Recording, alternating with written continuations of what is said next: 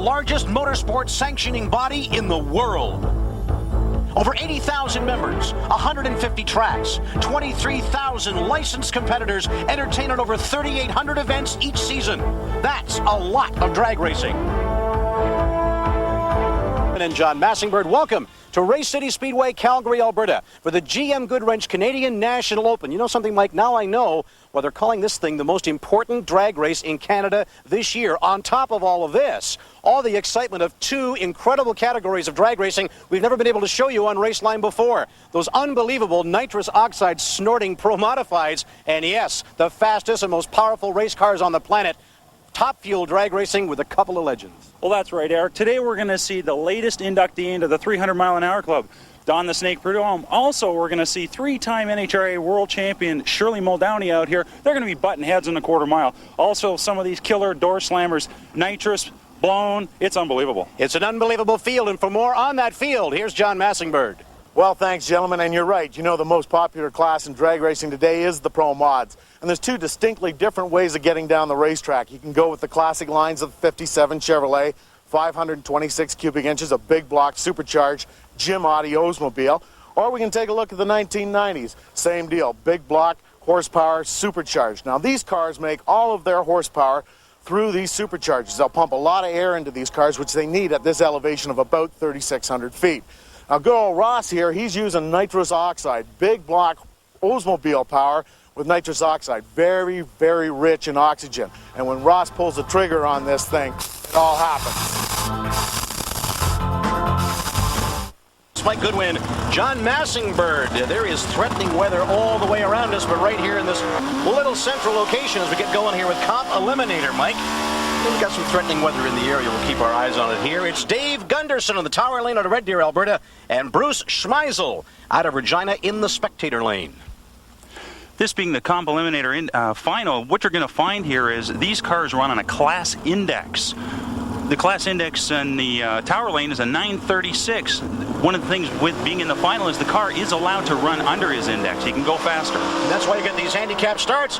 Wow, in the Spectator Lane, Schmeisel got a little bit wobbly off the line here. But he'll take the win easily in the Spectator Lane. So Bruce Schmeisel picks up the first win here in the afternoon, the GM Goodwrench Canadian National Open. What about this overcast weather? Does that affect the way these cars perform here, Mike? What do you think? What it'll do, like you saw in the last pass, is it'll slow the cars down a little bit. The air just isn't there. It's not dense enough to make the power. Here's the Super Street Final. Dave Collins out of Saskatoon against Ellen Fee out of Calgary, Alberta. What you notice there is being in Super Street, the cars leave on a pro tree. That's a 4/10 tree.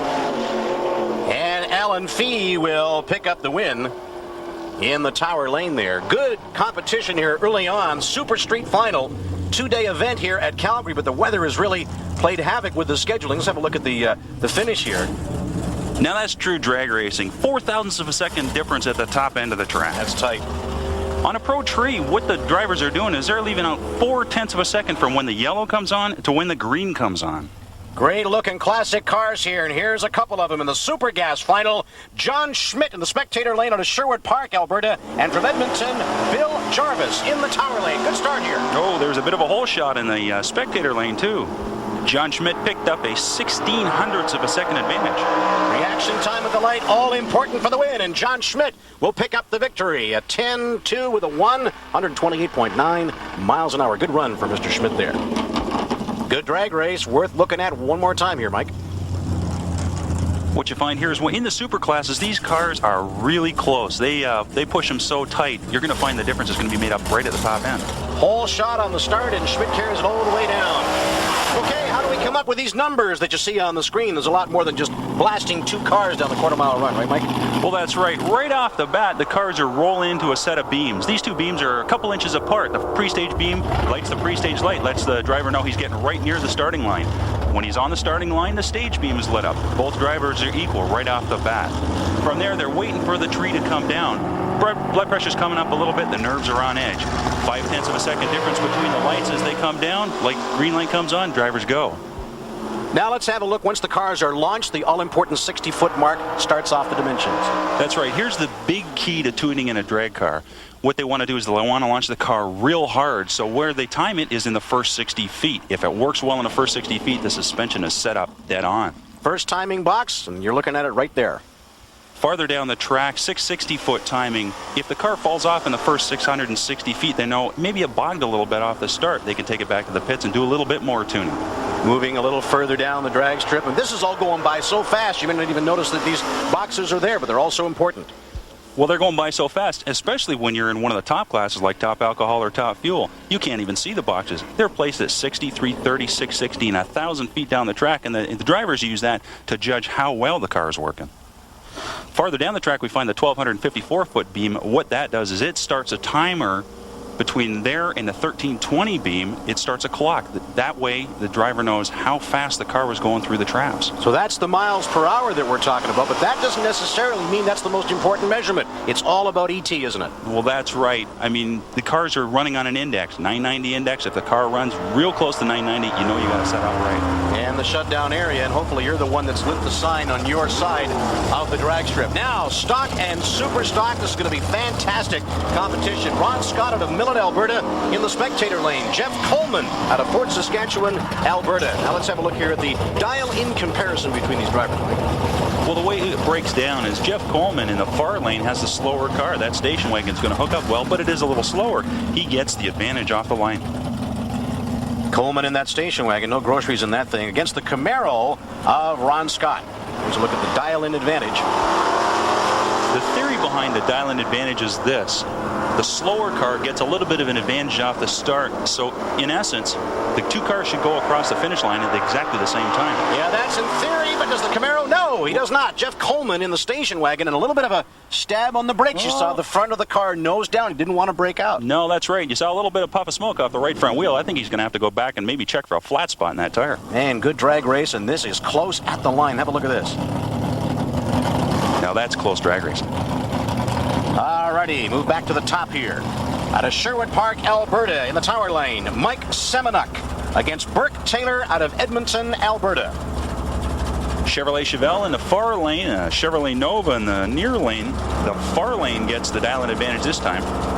Semenuk will head out of the starting box here first. As they handicap these cars to try and make the competition so even. Over 60 different divisions, they got to do that, Mike. Well, we didn't see it right off the start, but Burke Taylor in the near lane was asleep on the tree. 6:63 reaction time. The start of the 60-foot mark is so important. Give the win to Mike Semenuk in the tower lane out of Sherwood Park, Alberta. As you can see, that start is really where the driver's going to take the advantage. And when you're asleep, that's it. You last. A lot of these guys practice it. It's so important. Bob Gullett out of Coaldale, Alberta, in the far lane. The near lane closest to you, or the spectator lane, Bill Williams out of Clive, Alberta. Back in the late 60s, early 70s, that big CUDA that you see closest to the screen is what was the killer on the street. Well, right off the bat, red light in the near lane. The race is over. Very, very simply, if your car leaves that starting line before the green light goes on, you red light. And Williams will be out of this one, and Bob Gullett will take the win. Too bad, because Bob Gullett actually ran under his dial-in. So if Williams hadn't red lit, he would have won. One of those other little electronic factors you never think about. The car can be perfect, and if you jump the start, you're out of there. Rob Hanner in the tower lane against Brian Jobs. Already, another red light. Boy, these guys are really keyed up. Nerves are right on edge. Gotta relax and make sure that your eye doesn't fool your foot, or is it the other way around? You never know. Too bad for Rob Hanner. He ran right dead on his dial-in, but there again, he lost right at the top end of the track. Brian Jobs will advance a little bit further down the ladder. Let's have a look here. Dwight Lee in the 67 Camaro out of Red Deer, Alberta, closest to you against Doug Jobs out of Edmonton, Alberta, the world-famous Lee Brothers racing team. That's a gorgeous-looking car. I just love the paint scheme on it. For you Mustang fans, have a look at that one in the tower lane. Good start here. Doug Jobs a little bit asleep on the tree. Let's see if Dwight can make up the advantage. Oh, Dwight Lee is deadly in this class. Both guys nosing down, not to break out. Dwight Lee will take the win in the Camaro. Oh, Dwight's car getting a little bit squirrely at the top end. That's because they run a really light front spring in the car. They want to get the front end up to get that traction back. Let's have a look at this. Down towards the end here, Ford against Chevrolet, and again another tight one, and Dwight Lee by a nose will take it.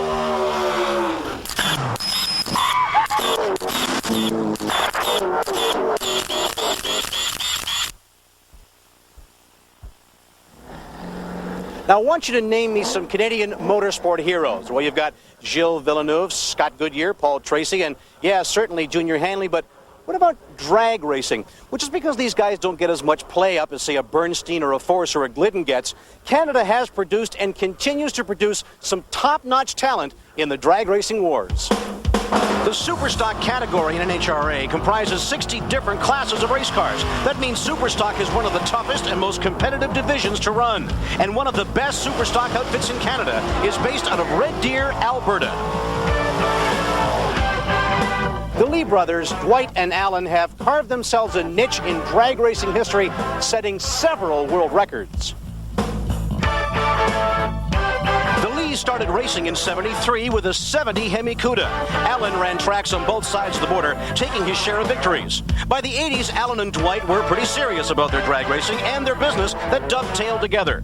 They established a performance parts and machine shop that's expanded to a staff of 8, and that left them plenty of time to put together a world-class drag racing team. We have been fortunate to hold the world record 3 different times in the last 4 years.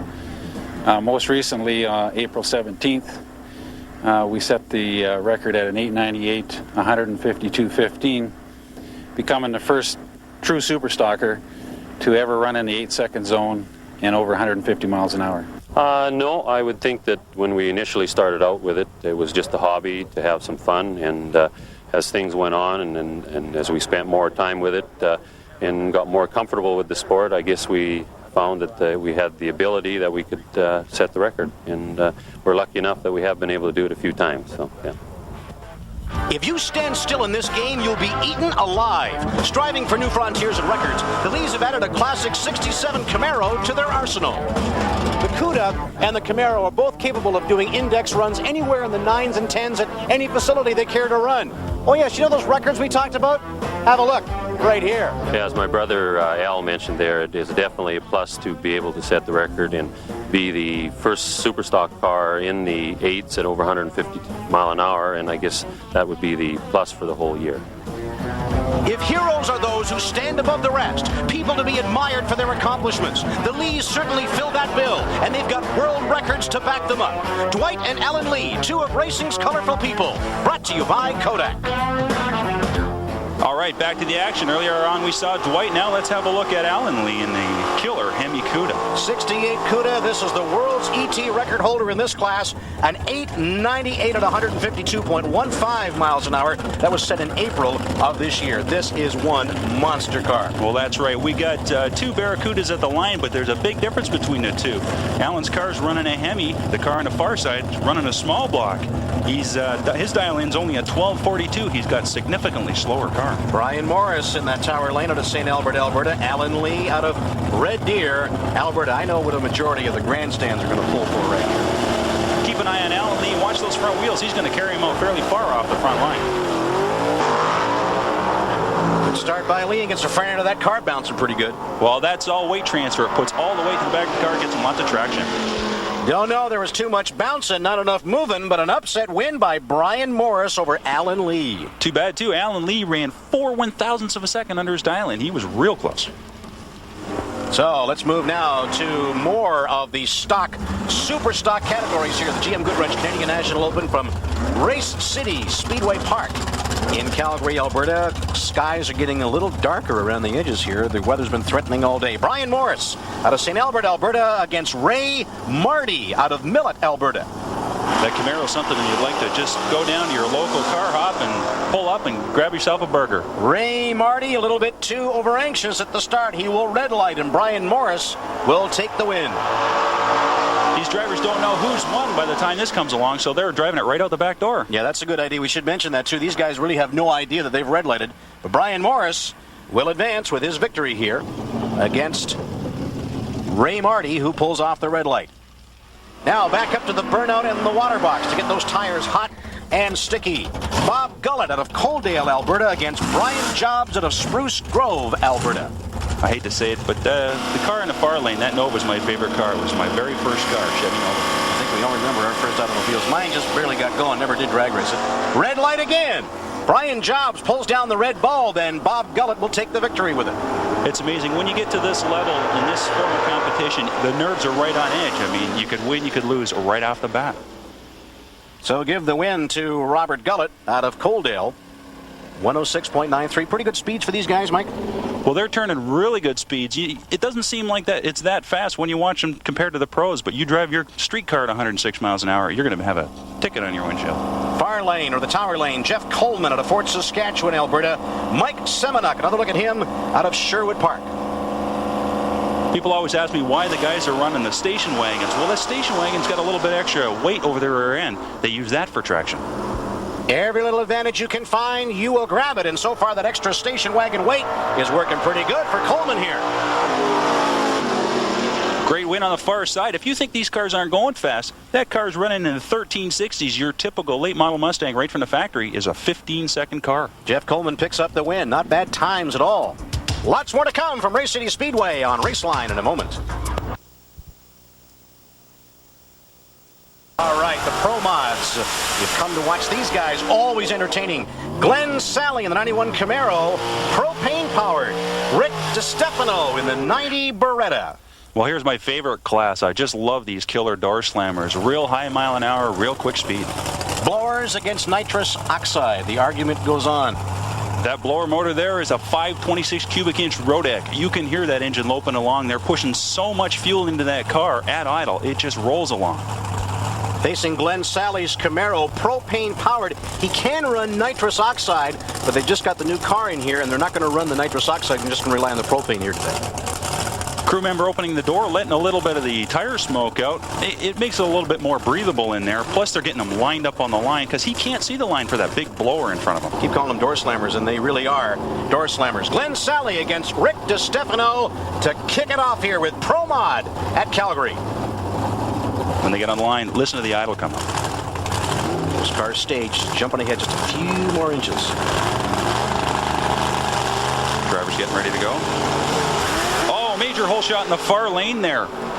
Too bad the car's down on power. He would have had this race done right off the bat. Sally dies about halfway down, and a pretty easy win for DiStefano in the Beretta. 692 ET. Let's have a look at this again. Starting line, also important. Keep saying it, but it's true. If these cars were equal on power, that's where it would have made up the difference. Too bad as Sally's car died because he got an excellent start, but DiStefano will take the victory in the first pair of eliminations here in Pro Modified. GM Goodwrench Canadian National Open in Racecity. A replay, a great drag race. You can see the cars working around on the track a little bit. There's traction there, but it's not quite on for these high power cars. DiStefano will advance a little bit further down. Back up the top, next pair, Dan Vogt in the far lane out of Regina, Saskatchewan. The spectator lane closest to you, Ross Hodgkinson out of Coaldale, Alberta. Dan Vogt running a 632 cubic inch motor. This is only his fourth race on that car. Are these things hard to master because so much power, Mike? I would imagine that the guys with a lot of experience are going to do so much better than the guys who have relatively small amounts of time in these machines. Oh, it is. Their feet are working, their hands are working. Look at all the gear shifts there. They got to pull that going all the way down the track. Open the door on the Hodgkinson car, let some air in there, make sure everything is... Now, wait a minute. What is she doing in there? Well, she's reaching in to make sure the nitrous is turned on, turning the computer on to record the run. You saw a couple of spouts of the nitrous oxide there, the laughing gas, purging those lines to make sure that the lines are pressurized when they nail the throttle. The gas that you need, oxygen-rich, to really boost the horsepower is there. You don't want an air bubble, you want gas. RPM comes up, green lights are on. This is a good one, too. Hodgkinson's car seems to be down on power a little bit, but he comes on big at the top end. He sure does. 789, 185.03. At this altitude, Mike, these are not bad times and speeds at all. We're 3,600 feet above sea level. The air's pretty thin up here. Let's have a look at this run again. Hodgkinson and Vogt. Not only did Hodgkinson have a bad reaction time, you saw the car get a little squirrely there. He was losing traction. But the car comes through at the end where it all counts, and the win goes to Ross Hodgkinson. All right, back up to the top we go. Couple of blown Alcohol Pro Mods. Bob Davenport out of Port Moody, BC, against Trevor Lowe out of Agassiz, BC. Trevor Lowe's car looks a little bit small. That's because it is. It's a 17th scale 57 Chevy, and it's running a 526 cubic inch motor built by Jimmy Oddie out of Buffalo, New York. 70 Plymouth Duster under the toe of Bob Davenport. Burnouts are done. I'm going to back them in here on top of the rubber that they've laid down. Rubber on rubber gives you the superior traction you're looking for. If you ever walk out on a track like the crew chief is doing there, right after they've done a burnout, her feet are sticking to the track. That's where all the traction is. And one of our crew members got stuck halfway across. I think he's still there. Like flypaper. We'll get out the torches and cook them off there later. A couple of hard chargers here. Trevor Lowe and Bob Davenport. Davenport's got a 518 cubic inch Keith Black Hemi. He builds his own motors. He figures it costs him about $300 a run to run this car. A couple of drivers from Pro Mod out of BC. Let's see how they do. Red light right off the bat for Trevor Lowe. Too bad, too, because that car's charging really hard. Chutes come out. Bob Davenport with the numbers. 7.3. Top Alcohol Dragster. Now we're getting up into the big dog country. Dave Sabunka, the 16-year veteran, in the 471 cubic inch Keith Black Olds Black machine out of Edmonton against fellow Edmontonian Brian Davidchuk. These blower motors are virtually the same motors you find in the blown door slammers. However, they're in a lot lighter car. That's where they get the speed. Very popular class in drag racing wherever they go. After all, this is considered to be the farm feeder system for the top fuel dragsters. Very, very same car, just alcohol instead of nitromethane. Cars are a little bit shorter wheelbase, but the dollar value into these cars is still way up there. Sabunka in the tower lane. Davidchuk in the spectator lane. The Sabunka machine is a family affair. Brothers Harold and Ed worked on this car as part of the crew. One of the nice things about having a family operation is you can get into arguments, but you generally work it out at the big end, and the family stays together, and the teams normally do really well. Of course, the disadvantage of having the family involved is you never get away from it. You're talking about it 24 hours a day. Top Alcohol Dragster, round one here at Racecity Speedway in Calgary and Raceline. Glad you're with us. Now there's where you see it made up, right at the top end. Those cars with the long wheelbases are very stable. Those high mile an hours, they have to be. 643 with a 5 ET again at this elevation. Area. Exactly what are you doing today? Extremely interesting. The Colorado Raider is going to run against the top alcohol car, the Sitco racing car of Steve Sitco. Steve, what do you got in store for this top fuel car? Well, just give them our best and hope we can stay with them for a little while. Now, a top alcohol car can leave the first 60, couple hundred feet just as quick as a fuel car. If anything goes wrong for him, you can do it to him? Yeah, you bet. Good luck. Now, here's an opportunity of somebody maybe being a giant killer. Steve Sitko will face the man that John talked about earlier, Mike Rainey out of Prudhomme, Colorado. Steve Sitko out of Edmonton, Alberta. I would imagine that Sitko is going to learn something out of this run against a top fuel car, because this doesn't happen very often, Mike. No, it doesn't happen very often, because that alcohol car is down 1,000, 1,500 less horsepower than that top fuel car. So let's have a look here. We're also keeping our eyes on the starting line here and all the telemetry and the weather as well. We're in touch with the Calgary International Airport Weather Office. There is a lot of moisture in the area here. Take a look across at Mike Rainey's car. He's got rear view mirrors on that car. He's not looking for police coming up in his rear view mirrors. What he's looking for is if any part comes off the car, if he throws a blower belt, whatever, he's going to get right out of it, and he's going to know. Has he got time to look in those mirrors to see what's flying off? I wouldn't think he would. Well, he'll catch it out of the corner of his eye. If a blower belt goes, it flies out wide. Wiping all the debris, stones, what have you, off those tires, you want maximum bite. Now there's something I wouldn't advise, standing behind a top fueler without any earphones on. The guy's got to be crazy. These things sound like the world coming to an end. Rainey, the top fuel car, that's him right there, leave the line. Look at the flames out of those pipes.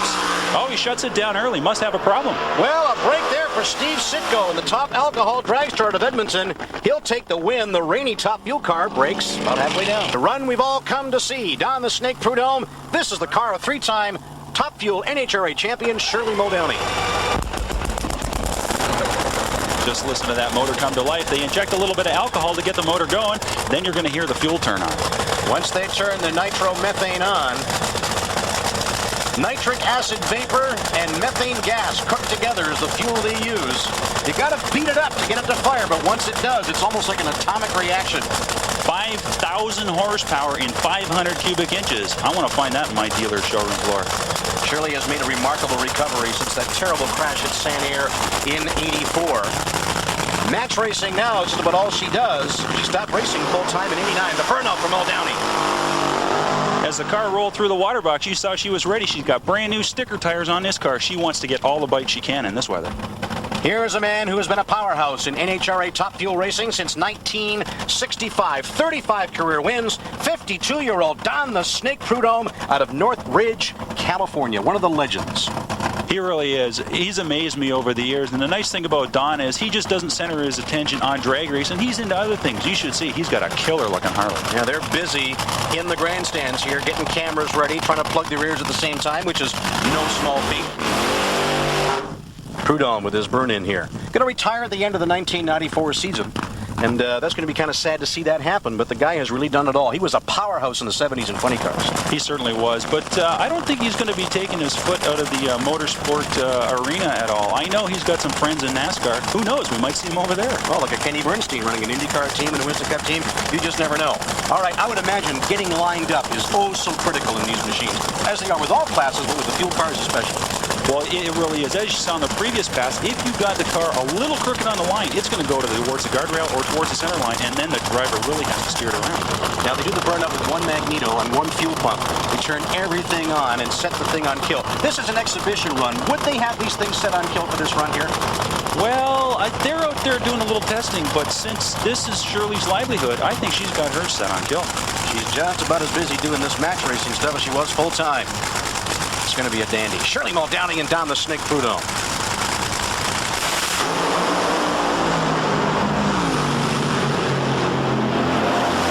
Muldowney just smokes it. We wanted you to hear that. There is no other sound like it in professional motorsports. Shirley Muldowney. The junior dragster program with NHRA is exploding across North America, Mike. Well, it's amazing. If you want to get your kid into drag racing all around the country, you can buy one of these cars for a couple $1,000s. Race ready. Chris Jarrett's out of Edmonton against Brad Coleman out of Fort Saskatchewan, Alberta. Did you get a look inside of Chris's car there? Chris says Mom and Dad are the crew chiefs. Sure, they pay all the bills. They better. Handicap start here, too. Now, you're going to notice quite obviously these guys aren't exactly burning this place down with speed, but some of those alcohol-powered junior dragsters can get up to around 50, 60 miles an hour. That's where a little bit of experience will get you into. They start in with the slower cars, and then they work their way into the faster cars. They don't do the whole quarter mile here, do they? No, they're going to shut it down right here. No, they run them eighth mile, get the cars turned off quick. If it was quarter mile, boy, we'd be here tomorrow. 35 miles an hour, that's good enough to push them back in the seat. Darren Williams will go in the near lane or the spectator lane. Is one lane better than the other here? No, with the rain on and off, with the way they've prepped the track, both lanes are pretty much comparable. Williams and Nicholson into that water box and getting those tires after driving them down here. They don't pick up any heat. That'll put the heat in there. Dial advantage here for Nicholson. Nicholson was pretty proud to tell me that he's not running nitrous in this car. It's all motor. That's where all the power is. You see the lights on down at the other end, the shutoff area and the finish line. We mentioned here the weather is really becoming a factor. The rain is stopped for the time being, so we'll squeeze it in here. Super Pro semifinal. Darren Williams' Plymouth Arrow is another Lee Brothers prepared car, as you can see by the hood scoop. RPMs come up. Trouble is, there's a red light for Nicholson in the tower lane, and Darren Williams will take the win in the Super Pro semifinal.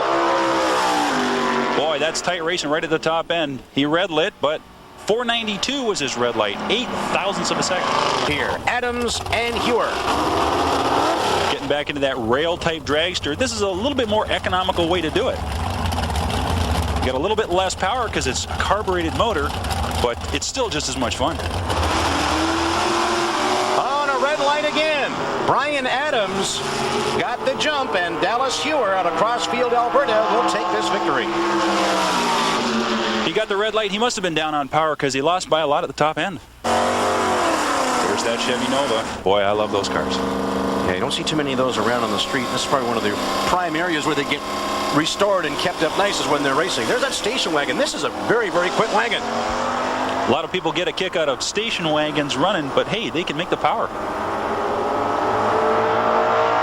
You can see the weight transfer in that car too, the rear end sitting down. Oh my goodness. this. Bob Gullett out of Coaldale came out of nowhere and just nips the station wagon at the line. What a drag race. So St. Albert, Alberta. And the Lee brothers are right into it down in the lower part of the ladders. He will start, Dwight Lee will, in the spectator lane. He's out of Red Deer, Alberta. So here we go again. Take your mind back to what happened earlier in the program with these two cars. You saw in the back of Dwight Lee's car, he had a set of wheelie bars. That's to keep the front end from getting up too high. It can do that, and the front end will stay up too long. Handicap start. Morris off the line first, but here comes Dwight Lee pedaling as hard as he can. Let's watch this little Camaro come on strong at the top end. Oh! The win will go to Brian Morris, but not by very much. Dwight Lee just about caught him. Like with the way these cars have been running their times and their ETs with that altitude situation, because we are a lot higher out here than we are in Ontario. It'll be Tucker in the far lane and Hewer in the spectator or the closest lane to you right here. When Tucker was doing his burnout, you saw a little bit of a flash of light on his helmet. He's got a little shift light down on his tack. That tells him when he's doing his burnout and when he's running down the track, it's time to shift. He doesn't have to watch for the needle. These guys could use about 8 different pairs of eyes here. There's so much to watch. You got to watch the staging lights, the Christmas tree, and the shift light too. I mean, where do you look? Straight ahead, I hope. Hope so. You can see it's getting a little bit dark here. Oh, is it ever getting dark? Get your umbrella here. When it starts to get dark out like this, the drivers are reacting quicker because the bulbs are lighting up a lot brighter than they would in the daytime. It's one of the advantages, I suppose, but man, if that rain comes, we're in trouble. There it goes. And the win there for Chub Tucker, and is that crew happy? Well, you can see they both had terrific low 4-second reaction times, but the car near lane actually broke out. He ran under the index. He ran a 9:18 on a 9:20. Get an answer now. Heads up race. You're going to see both sides of the tree come down at exactly the same time. Bob Gullett gets himself a good burnout here. It's dark and it's cooler, Mike, compared to earlier in the day. Does that affect the way these cars perform here? Well, it certainly will. With the cool weather, the cars make a lot more power. Brian Morris in the tower lane. Let's have a look at it here. Super stock final. Oh no, and a red light for Brian Morris. That cooks it immediately. That shows the cars are reacting really quick. The lights come up real bright. He reacted just a little too quick. So Bob Gullett, the winner in the semifinal, will finish the afternoon here with a victory in the super stock final. There's good evidence of the fact that they are making more power. He's dialed 1285. He ran a 1236. 107. For pro, however, in this class, we got what you call a flopper. It's a funny car-bodied car, but it's only running in the 9s, so he can run it in one of the brackets. Sort of a hip pocket funny car, if you will. Yeah, it certainly is. It's an old top alcohol car that he's converted into a super pro car. Leon Del Dagan in the Mac Tools car gets backed up here, ready to go. And Darren Williams just finishing his burnout here. And Williams gets the dial-in advantage. Take a look at Del Dagan's car. He's got a white stripe painted on the side of the tire. The reason for that is so the crew can see if there's tire spin when the car launches. Don't imagine it would throw the tire off balance then. No. All right, pre-stage light here for Del Dagan. Let's watch Williams move in here slowly. Watch the tree. The far lane is going to get a full tree. The near lane is going to get a pro tree. They did that because they needed to fill the field for these two classes. Two different styles of tree, well exhibited here in the dark at Calgary, and they're bouncing down. Darren Williams gets a great start. Can he hang on here? Yes, he does. Williams picks up the win. From Calgary, Alberta, and his fans and family are here, and they're loving this. Snake's number when they pulled into the track today. She's got track records from before. She knew what it was going to take. Fire all the way down. That's the way you drag race. 5:15, just off of her track record. Airing out the laundry to slow the cars down.